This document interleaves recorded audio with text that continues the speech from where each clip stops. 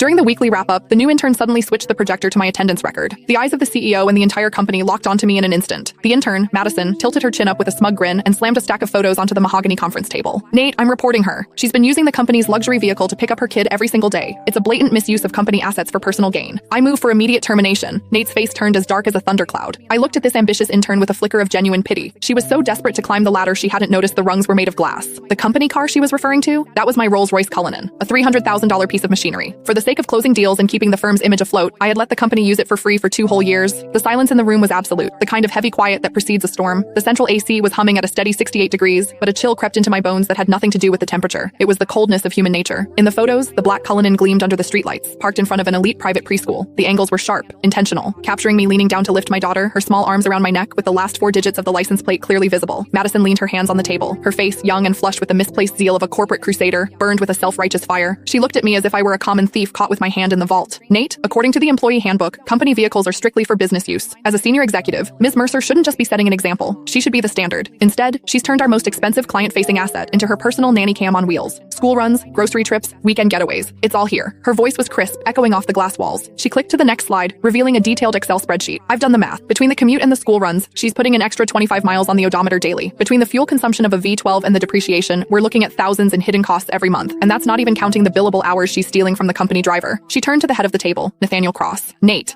was my college classmate. He was the founder of this firm. In the early days, when he couldn't even cover payroll, I was the one who dipped into my savings to keep the lights on. Later, when we needed to project an image of success to land the big fish, my 5-year-old BMW didn't cut it. Without a second thought, I brought in the Cullinan I'd bought myself as a 35th birthday present, a car I'd owned for less than a month. I told him back then, take it, use it. We need the clients to see we're already in their league. That temporary favor had lasted 2 years. I paid for the gas. I paid the insurance premiums. I covered the maintenance. Sometimes when the driver was overwhelmed, I even drove to JFK myself to pick up VIPs. Everyone in this building knew that car was mine, or at least they should have. But looking at Nate now, there was no defense in his eyes. His brow was furrowed, his fingers drumming rhythmically on the table, a nervous habit he had whenever he was weighing his own interests against someone else's. Diana, Nate finally spoke. His voice was low, coated in a professional coldness that felt like a slap. The evidence Madison provided, is it true? I stared at him, my heart skipping a beat. Is it true? 2 years ago, when he begged me for the car to save face, he said, Diana, I'm so sorry to ask this of you. As soon as we're in the black, I'll buy you a brand new one. 1 year ago, when the cash flow dried up, I used that car as collateral for a bridge loan so he could pay his staff. He told me then, Diana, this car is the company's lifeline. It's your badge of honor. And now, he was asking me if it was true. I scanned the room. George, the sales manager, had used that very car last week to pick up his mother-in-law from the hospital, bragging on Instagram about company perks. Now he kept his head down, intently studying his legal pad. Sarah from HR, who asked for the keys every other month for supplies but really just wanted to cruise with her boyfriend, was looking at me with a sneer, as if I were a white-collar criminal. It turns out that in the face of profit, kindness isn't just cheap, it's invisible. What do you think, Nate? I asked. My voice was calmer than I expected. Nate avoided my gaze. The photos speak for themselves. Diana,